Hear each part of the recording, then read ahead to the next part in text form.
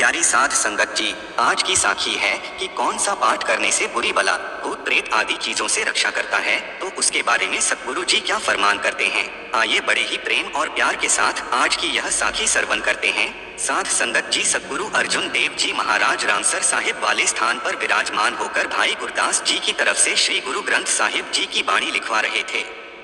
तो उस समय एक बंजारे सिख ने सतगुरु के पास आकर विनती की कि हे सतगुरु महाराज जी, मैं देशों विदेशों की सैर करता रहता हूँ, तो कृपया करके मुझे ऐसा पाठ बख्शिश करें जिससे कि चोरों से, भूतों से और प्रेतों से और बुरी बलाओं से मैं बचा रहा हूँ और मेरे तन, मन और धन की रक्षा हो सके। उस समय सतगुरु जी सोहेले के शब्द लिखवा रहे थे। उस समय 3 शब्द सतगुरु नानक देव जी महाराज के जय भई कीरत आखिए छे घर छे गुर छे उपदेश गगन में थाल, यह लिखे जा चुके थे।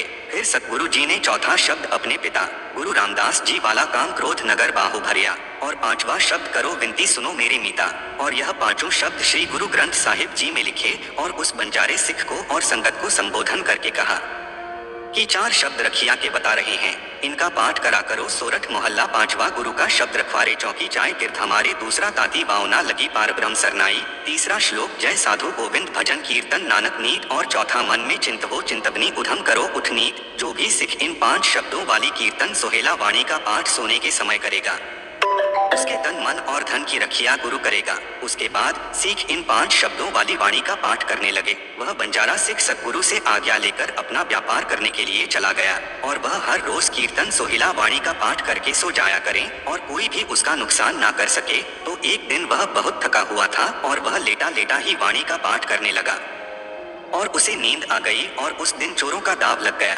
तो उन चोरों ने उसके घोड़े खोल लिए और जब वह चलने लगे और तब इस सिख को जाग आ गई, तो उसने उस समय ही सोहेले का पूर्ण पाठ किया और वह मुकम्मल हो गया, तो जिसके कारण चोर बाहर ना जा सके। और चोरों ने उसको बड़ा शक्तिमान जानकर उससे इसके बारे में पूछा, तो सिख ने बताया कि हे भाई, मैं हर रोज गुरु के उपदेश के अनुसार सोते समय कीर्तन सोहिला का पाठ करके सोता हूँ, और जो भी सिख हर रोज रात को कीर्तन सोहिला का पाठ करके सोएगा, उसके तन, मन और धन की रखिया सतगुरु जी इसी तरह आप करते हैं। कीर्तन सोहिला का पाठ हर रोज सोते समय सभी विकारों को वश में करके मन को एकत्रित करके करना है, जैसे कि कोई बुरी बला ना आए और ना ही कोई नुकसान कर सके। इन 4 शब्दों को पढ़ने की रीत परंपरा अनुसार है।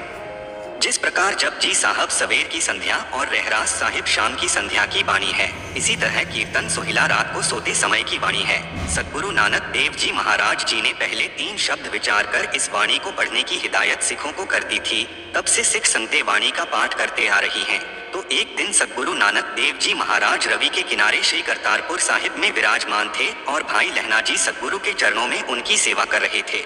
तो चरण दबाते हुए भाई लहना जी के हाथों में खून लग गया और उन्होंने लगी हुई चरितें देखी। तो ये देखकर पहले भाई लहना जी बहुत डर गए और विनती करके सतगुरु महाराज जी से इस खून के निकलने का कारण पूछा कि महाराज जी, आप तो कहीं भी बाहर नहीं गए, तो फिर ये कांटे आपके चरणों में कैसे लग गए और यह खून कैसे निकलने लग गया।